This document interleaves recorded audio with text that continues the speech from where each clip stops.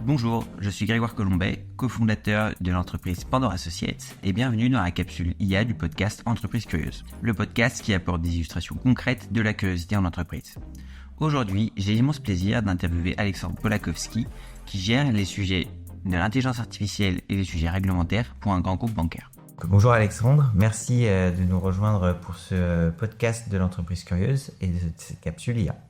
Bonjour Grégoire, merci à toi pour l'invitation et très content d'être là.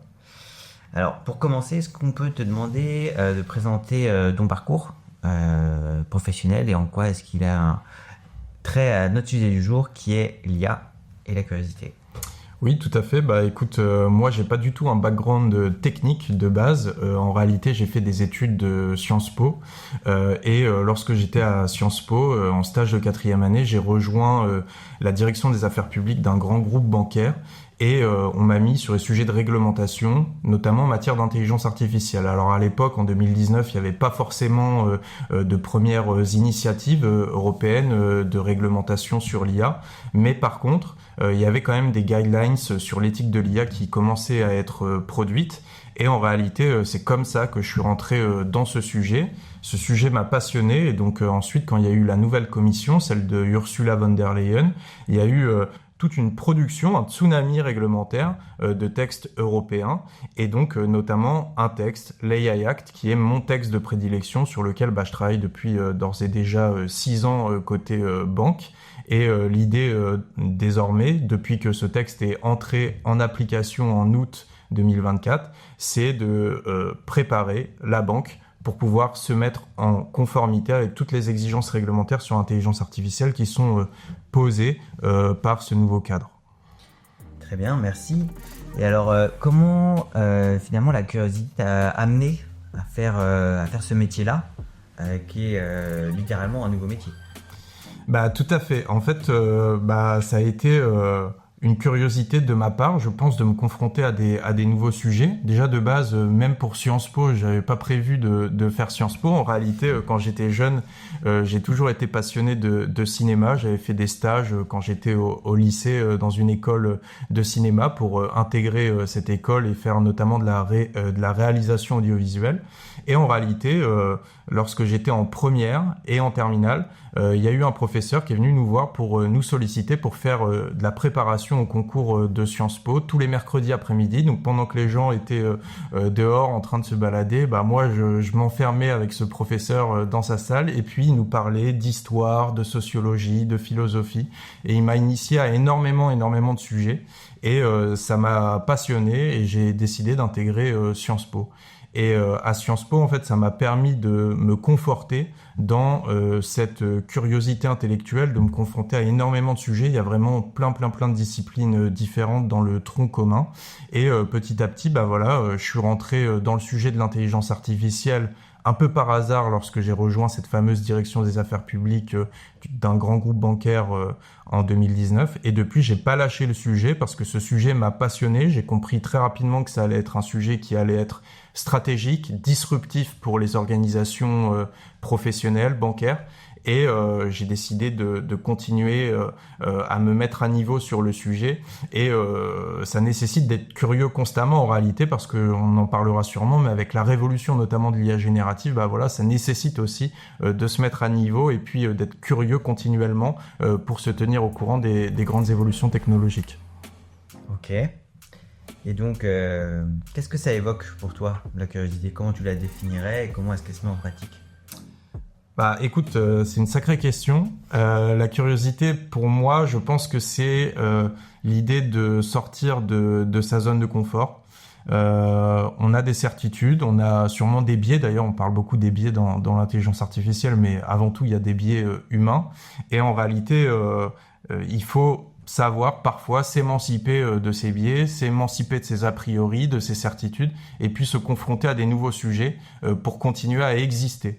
Et moi, j'ai cette envie, voilà, continuellement d'essayer de me confronter, à des nouvelles thématiques, à des nouveaux usages de l'intelligence artificielle. Et cette curiosité, elle s'exprime en sortant de sa zone de confort. Pour moi, c'est vraiment quelque chose qui est particulièrement important. Philosophiquement, j'ai beaucoup été inspiré pendant mes études par le philosophe Nietzsche, et qui parle de volonté de puissance, donc une volonté de puissance pour se sublimer soi-même, pour réussir un peu à s'émanciper de ses chaînes et essayer de se développer personnellement. Et c'est en ce sens aussi que j'aime sortir de ma zone de confort, me confronter à des nouveaux sujets, et celui de l'intelligence artificielle est passionnant et il y a tous les jours des nouvelles choses à apprendre sur le sujet.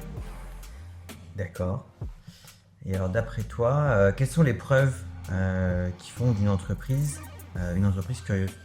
Un peu, je pense, dans la continuité de ce qu'on a dit.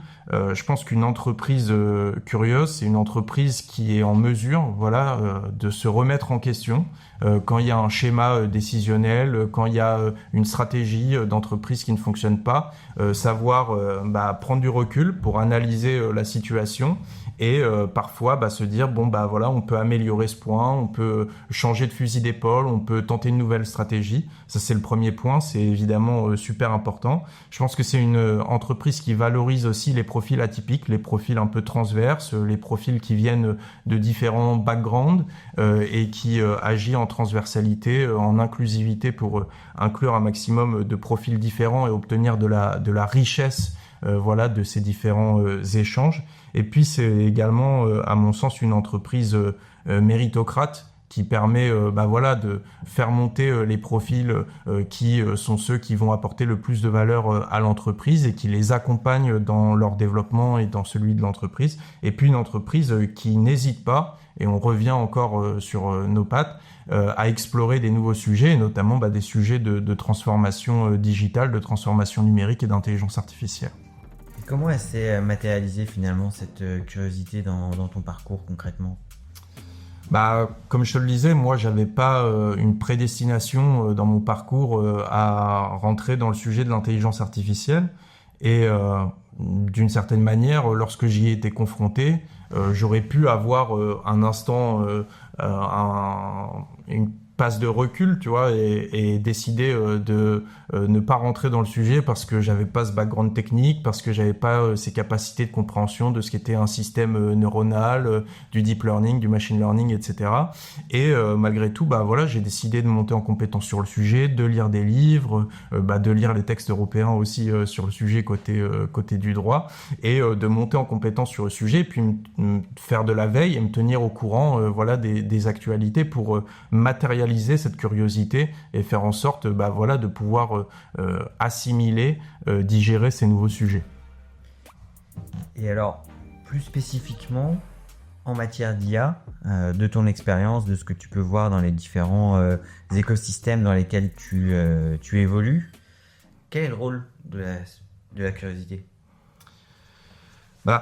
Tu sais, l'IA, tu le sais mieux que moi, c'est pas un sujet nouveau, c'est un sujet qui existe depuis, à minima au moins depuis les années 50, avec les grands-pères de l'IA, Turing, McCarthy, etc. Et c'est une évolution constante côté intelligence artificielle. En termes de technologie, on est passé à des systèmes qui étaient des systèmes experts, des systèmes de régression qui étaient très simples, qui se sont développés de plus en plus. On a eu du machine learning, du deep learning, désormais on a de l'IA générative, on a l'IA agentique qui va arriver. Enfin voilà, ça va être des transformations constantes, et c'est en ce sens que la curiosité, elle exige de devoir faire une veille permanente de toutes ces technologies et pouvoir s'assurer que le business model qu'on a créé, que la stratégie dans laquelle on s'est inséré, elle soit toujours pertinente à l'heure de ces évolutions technologiques. Et on le voit avec les modèles d'IA générative. Il y a 2 ans, lorsque GPT 3.5 est sorti, il était révolutionnaire. Alors peut-être pas côté technique, parce qu'en fait ça faisait déjà un moment que les architectures Transformers existaient, mais c'était révolutionnaire de par sa capacité d'usage, de par la démocratisation de l'IA que ça a fait auprès du grand public et de par le fait qu'on a eu des millions et des millions d'utilisateurs qui ont commencé à utiliser l'interface de ChatGPT. Et en réalité, aujourd'hui, GPT 3.5, quasiment plus personne ne l'utilise en l'espace de 2 ans parce que désormais, on a des nouveaux modèles qui sont arrivés très vite et qui ont réussi à le concurrencer, que ce soit à l'intérieur de OpenAI avec GPT-4o, GPT O1, O3, etc., ou que ce soit à l'extérieur avec les modèles de Claude côté Anthropic, avec les modèles de Google Gemini, etc., etc. Et donc ça nécessite d'avoir cette curiosité et de s'assurer de ce qui se fait en permanence. Et parfois, j'avoue qu'on est un peu enseveli d'informations parce qu'il y a tellement de révolutions qui arrivent chaque jour en termes d'actualité sur l'intelligence artificielle qu'on a l'impression de pas pouvoir tout suivre. Mais il faut au moins avoir cette discipline et se forcer à suivre ces nouvelles évolutions, du moins si on travaille dans le domaine. Mais d'une certaine manière, je pense que ça va toucher tous les secteurs. Donc en fait, tout le monde doit être curieux de ces sujets d'intelligence artificielle. J'ai une question un peu provoque. Est-ce qu'une révolution... dès lors qu'il y a des révolutions tous les jours, est-ce que c'est vraiment une révolution ? Oui, en fait, si tu veux, je pense que on le constate, il y a vraiment de plus en plus de personnes qui utilisent l'IA aujourd'hui. Je pense que toi comme moi, on travaille sur l'intelligence artificielle depuis un moment et cet engouement, il a vraiment pris il y a 2 ans, que ce soit auprès du grand public. Moi, il y a des personnes dans mon entourage, je pensais qu'elles n'utiliseraient jamais ChatGPT et elles m'ont envoyé des photos générées par l'IA d'elles-mêmes il y a encore quelques semaines, alors que moi, pour le coup, je pensais que jamais elles ne l'utiliseraient. J'étais fortement étonné. Mais également, côté entreprise, on a eu les comités exécutifs, les dirigeants qui se sont de plus en plus intéressés à ce sujet avec cette révolution des usages qui a été impulsée par ChatGPT. Donc c'est en ce sens que je pense qu'il y a une vraie révolution qui s'est créée il y a 2 ans et qui se prolonge aujourd'hui. Et effectivement, on est dans une boucle d'auto-amélioration des techniques d'intelligence artificielle. Et je pense qu'aujourd'hui, on n'est plus dans l'hiver de l'IA, on est vraiment au solstice de la technologie. Alors, on parle de l'IA et de créativité. On parle de l'IA et de la rapidité. Mais dans quelle mesure est-ce que, d'après toi, on pourrait parler d'IA et de curiosité ? Bonne question. Écoute, je pense que il y a beaucoup de personnes qui nous disent que l'IA n'est pas intelligente, l'IA n'est pas créative, l'IA n'est pas curieuse, que c'est simplement un outil qui est sophistiqué et qui traite des données avec des algorithmes qui sont prédéfinis ou non et qui produit des résultats sur la base de ces raisonnements. Mais en réalité, d'une certaine manière, l'IA, à mon sens, elle limite la curiosité humaine. GPT-4, il démontre une capacité à produire des contenus qui sont originaux en combinant, en réinterprétant des informations existantes sur la base de tout ce qu'il a réussi à ingurgiter. Et d'une certaine manière, l'humain fait la même chose. Il ne fait que réinventer ce qui a déjà été produit auparavant. En tout cas, certains philosophes estiment que c'est un peu les capacités qu'a l'humain en temps normal. Et on le voit. C'est certes une intelligence qui est simulée, l'intelligence artificielle, mais on a de plus en plus d'études scientifiques qui sortent et qui nous disent que l'intelligence artificielle est en train de développer un quotient intellectuel qui monte chaque jour. Alors évidemment, c'est pas sensiblement similaire à celui de l'humain, mais j'écoutais récemment un podcast qui nous disait, alors les chiffres sont à vérifier, mais qui nous disait que à l'époque, quand GPT 4 est sorti, il avait un quotient intellectuel, il me semble, de 70. Et puis ensuite, GPT-4o est sorti et on nous dit qu'il a un quotient intellectuel, selon certaines études, de 125. Et désormais, O3 sort et on nous dit qu'il a un quotient intellectuel qui est équivalent à 137, c'est-à-dire plus que 99,9% des humains, ce qui est quand même énorme. Bon, c'est encore une fois des études qui sont à relativiser, mais c'est en ce sens qu'on peut se dire que d'une certaine manière, l'IA va pouvoir apporter de la curiosité et nous aider, nous humains aussi, à d'une certaine manière, l'un des usages les plus intéressants de ChatGPT et que je pense beaucoup utilisent, c'est la possibilité de faire des brainstorming. L'IA, quand on la consulte sur un sujet précis, elle nous aide parfois à ouvrir nos œillères et à nous renseigner sur des sujets auxquels on n'aurait pas pensé sur un sujet précis. à nous renseigner sur des thématiques qu'on n'avait pas envisagées. Et moi, ça m'est arrivé plein de fois. Et c'est en ce sens, je pense, que l'IA peut aider l'humain dans sa curiosité également. Alors tu disais tout à l'heure que la curiosité, c'était aller au-delà de sa certitude. Mais est-ce que finalement, quand on pose une question à l'IA, parce qu'on a des certitudes sur le sujet, typiquement dans un brainstorming, on cherche justement à s'en forger des certitudes. Et dans quelle mesure est-ce que l'IA, elle, en fait, va au-delà de ses propres certitudes statistiques ? Bah écoute, c'est une bonne question. Honnêtement, j'ai pas la réponse. Je pense que d'une certaine manière, l'intelligence artificielle, elle peut nous aider, à aller vers de nouveaux sujets, à nous confronter à des nouvelles thématiques. Mais encore une fois, il faut que l'humain, il ait toujours ce recul de prendre les informations qui sont restituées par l'intelligence artificielle. Il faut qu'il soit formé aussi à savoir qu'une intelligence artificielle, elle peut se tromper, elle peut halluciner, elle peut produire des résultats qui sont biaisés, que ce soit par le prompt de l'utilisateur lui-même ou tout simplement de par les données d'entraînement, de par le raisonnement qu'elle a eu, etc., etc. Et ça, par contre, j'avoue que j'ai des inquiétudes là-dessus sur l'avenir de la société parce que, aujourd'hui, c'est de plus en plus difficile de ne pas appliquer un biais d'automatisation et de ne pas prendre pour argent comptant, finalement, les résultats que l'intelligence artificielle va nous procurer et qui peuvent être parfois des résultats qui paraissent extrêmement sûrs. L'IA paraît très sûre d'elle lorsque elle nous annonce des résultats, lorsqu'elle nous génère des réponses, et parfois en fait elle se trompe. Et ça nécessite aussi nous d'être suffisamment curieux d'une certaine manière pour fact-checker les informations que l'intelligence artificielle nous restitue. Est-ce que tu peux juste nous expliquer ce que c'est que le biais d'automatisation ?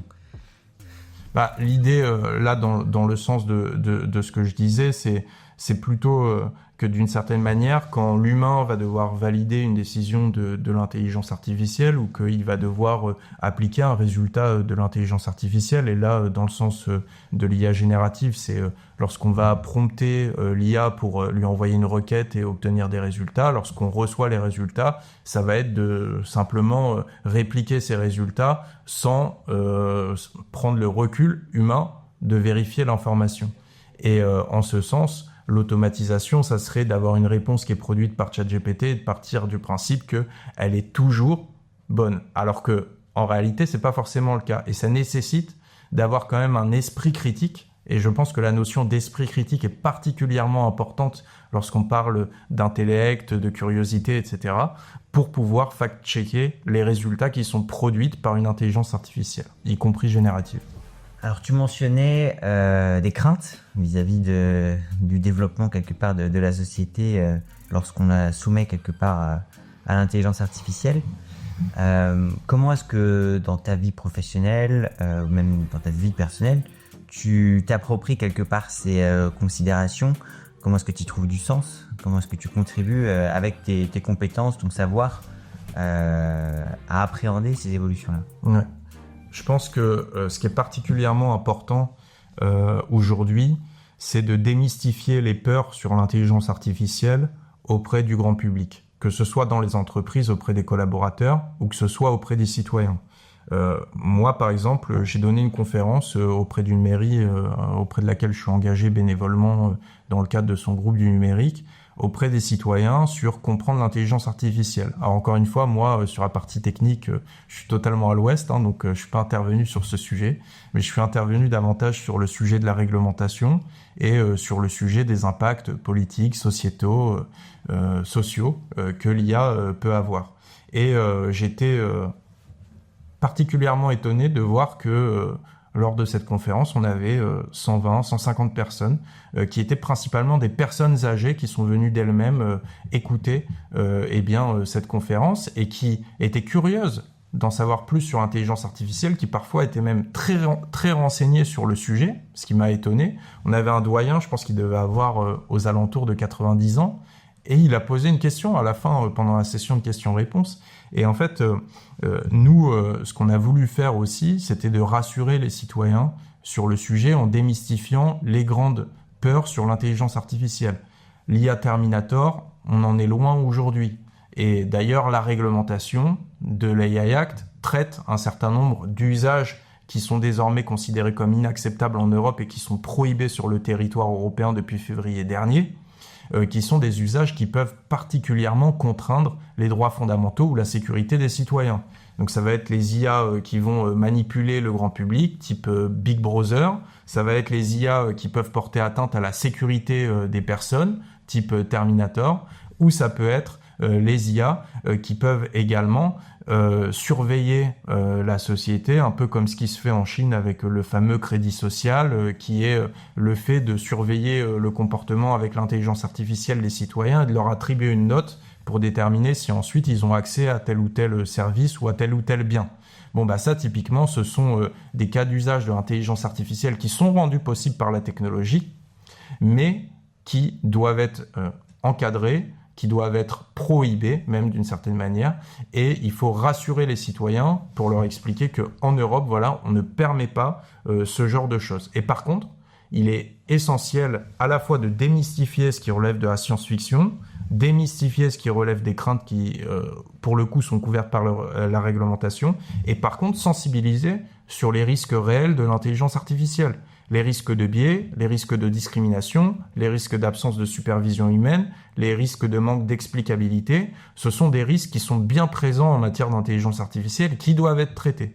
Et ça, c'est particulièrement important d'expliquer au grand public, aux collaborateurs, aux citoyens, comment gérer ces risques. Et alors concrètement, ça a quoi comme impact ces risques ? Parce que tu mentionnais potentiellement les enjeux sociaux, sociétaux, etc. de l'IA. Là, tu mentionnes des risques de biais, etc. C'est quoi le lien entre les deux ? Bah, typiquement, imaginons demain qu'une personne, elle fasse une demande pour une assurance, par exemple. Elle fasse une demande pour une assurance et lorsque elle obtient un refus pour son assurance santé, par exemple, eh bien, on va lui dire, bah voilà, vous n'avez pas le droit d'avoir cette assurance santé. Et la personne va demander pourquoi. Et on n'est pas en mesure de lui expliquer parce qu'il y a un modèle d'IA qui a tourné sur cette personne et qui n'est pas explicable. Et la personne, elle a aucune possibilité de savoir pourquoi cela a été refusé. Et en plus, il n'y a pas eu de supervision humaine lors de ce raisonnement. Et donc, du coup, l'humain lui-même, côté assurance, n'est pas en mesure de pouvoir expliquer le résultat. Donc forcément, ça peut amener à des discriminations parce que si la personne, on n'est pas en mesure de pouvoir lui expliquer pourquoi on lui a refusé cette assurance et qu'en même temps, eh bien, on se rend compte qu'en réalité, l'assurance lui a été refusée parce que l'IA a été entraînée sur des données d'entraînement qui sont pas suffisamment diverses ou inexactes et qu'en fait, ça a entraîné des discriminations vis-à-vis d'elle qu'on n'est pas en mesure de pouvoir expliquer, ça pose des vrais soucis. Et c'est en ce sens que les citoyens doivent être au courant des risques réels et également au courant de comment la réglementation aujourd'hui va couvrir ces risques ou du moins aider les entreprises à pouvoir les traiter.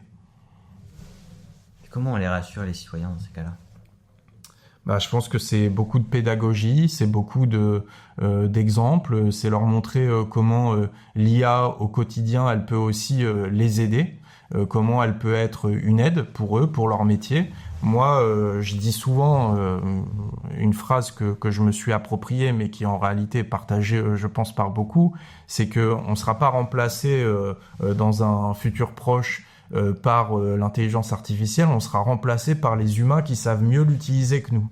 Et donc c'est en ce sens que au quotidien, il faut savoir s'approprier les outils d'IA générative, dans le respect évidemment de ces clauses professionnelles, en évitant les fuites de données, en évitant les fuites de données personnelles comme professionnelles évidemment, enfin voilà, avec toutes les garanties nécessaires, avec l'accord de l'employeur, etc.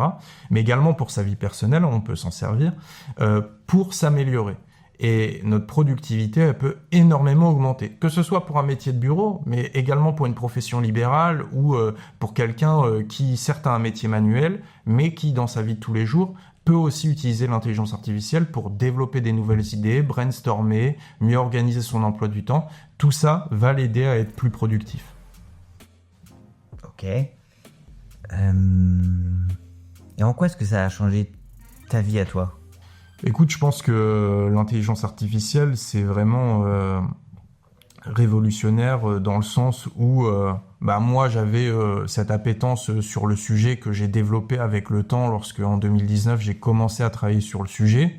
Je suis évidemment aussi intéressé sur les sujets de sécurité, de droits fondamentaux, d'éthique. Et donc, c'est en ce sens que j'ai commencé à travailler sur les sujets de réglementation. Et j'ai à cœur de m'assurer que l'Europe aille dans le bon sens en matière de couverture de ces risques et de permettre aux citoyens de pouvoir pleinement prendre leurs droits en matière, vis-à-vis de l'intelligence artificielle. Mais pour autant, force est de constater que depuis l'arrivée de l'IA générative, l'engouement est tel qu'il a certes pris le grand public, mais il m'a pris aussi. Moi, je suis d'autant plus passionné par l'intelligence artificielle depuis qu'on peut tester tous les nouveaux modèles, que ce soit les LLM, que ce soit les générateurs d'images, les générateurs de vidéos. Pour moi, je le disais tout à l'heure, qui voulait faire du cinéma quand j'étais plus jeune, générer des vidéos avec Sora, je trouve ça incroyable. Je trouve ça vraiment génial. Et c'est en ce sens que ça me fascine énormément et j'ai cette envie de continuer à me renseigner, de continuer à faire de la veille, à tester les nouveaux modèles. Bon, parfois on a nos préférés, on n'arrive pas forcément à s'émanciper et à avoir la curiosité justement d'en tester des nouveaux, mais c'est un peu en ce sens que il faut parfois se bousculer et essayer de voir ce qui vient et de surfer sur la vague. Moi, ce qui pique ma curiosité, c'est vraiment quels sont les usages qu'on a dans notre vie au quotidien, dont on a quelque part hérité de l'IA en particulier. Parce que produire des vidéos, on le faisait déjà avant. On le fait sans doute de manière nettement plus rapide, nettement plus exhaustive, etc. avec l'IA. Mais ce que j'aimerais comprendre, c'est toi, dans ta vie, concrètement, qu'est-ce que tu fais que tu faisais pas du tout avant? Parce que tu peux tester différents modèles, mais juste pour faire quoi? Écoute, je trouve que il n'y a pas forcément d'usage nouveau que j'ai fait avec l'intelligence artificielle, mais ça m'a permis d'optimiser les usages préexistants que j'avais. Typiquement, dans la vie professionnelle, toutes les tâches qui sont des tâches chronophages sur lesquelles on n'a pas envie de passer beaucoup de temps, la rédaction de mails, la rédaction de notes de synthèse, la rédaction de procédures, de conformité, etc. Ce sont des choses qui sont très importantes. Il faut avoir le recul humain aussi de pouvoir vérifier les résultats qui sont sortis par l'intelligence artificielle et de pouvoir aussi les améliorer. Mais quand ça passe par l'intelligence artificielle, ça va beaucoup plus vite. Et ça nous permet aussi de nous dédier à des tâches sur lesquelles on ne va pas forcément mobiliser l'intelligence artificielle et où on a besoin de plus de concentration et plus de temps. Donc ça nous permet de nous réorienter là où l'humain est meilleur que l'IA encore aujourd'hui. Et alors on va reprendre un peu au début. On parlait tout à l'heure de certitude. Et aujourd'hui, c'est quoi tes certitudes sur l'IA? J'ai aucune certitude sur l'IA. Je pense que c'est un sujet qui est extrêmement évolutif. Je pense que la seule certitude que j'ai, c'est que l'IA est en train d'entraîner une grande révolution technologique et sociétale auprès de chacun d'entre nous et que ça va continuer. Et c'est en ce sens que je pense qu'il est nécessaire de préparer les citoyens, les collaborateurs sur ces sujets, d'aider les entreprises à se mettre en conformité pour assurer que les droits des citoyens soient pleinement respectés en matière d'intelligence artificielle également. Mais c'est peut-être la seule certitude que j'ai. Parce qu'après, plus on se renseigne sur un sujet, plus on voit finalement qu'on en sait peu.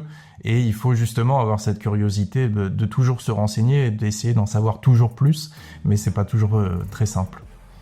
Et alors, dernière question. C'est quoi une vision positive de l'avenir de l'IA pour toi?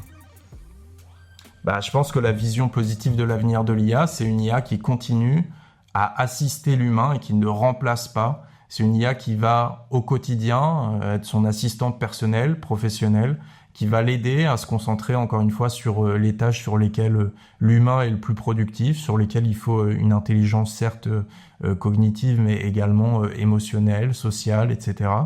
Et en ce sens que l'IA va l'aider à lui dégager du temps sur ces tâches-là à plus haute valeur ajoutée et en revanche l'accompagner sur les tâches qui sont peut-être les tâches les plus chronophages de plus en plus. Et aujourd'hui l'IA le fait déjà, mais je pense que il faut s'assurer que tout le monde puisse avoir la possibilité d'utiliser l'intelligence artificielle, parce qu'il faudrait éviter qu'il y ait deux types de sociétés, avec ceux qui utilisent l'IA, qui vont beaucoup plus vite et qui peuvent s'émanciper d'un certain nombre de tâches, et puis ceux qui décident, peut-être par manque de formation, par manque de connaissances, peut-être par manque de pédagogie aussi, qui se refusent de l'utiliser, alors qu'en réalité, ça pourrait leur être très utile. Mais qu'est-ce qu'on va faire de tout ce temps qu'on nous libère ? Alors, bonne question. Je sais qu'on en avait déjà un petit peu parlé dans le podcast qu'on avait fait, toi et moi, Grégoire, sur ma chaîne Esprit IA. Et j'avoue que j'ai pas la réponse. Mais c'est bien, ça va nous dégager du temps, on va pouvoir avoir un peu plus de divertissement, on va pouvoir être plus productif aussi, produire plus, travailler plus, mais également avoir plus de temps libre aussi pour nos activités, je pense. Mais tout ça, et encore une fois, j'ai aucune certitude sur le sujet, c'est trop évolutif pour pouvoir se positionner. T'en discuteras avec ton patron. En tout cas, merci beaucoup Alexandre. Je pense que c'est la fin de ce podcast et on aura grand plaisir à prolonger cette discussion offline. Merci Grégoire.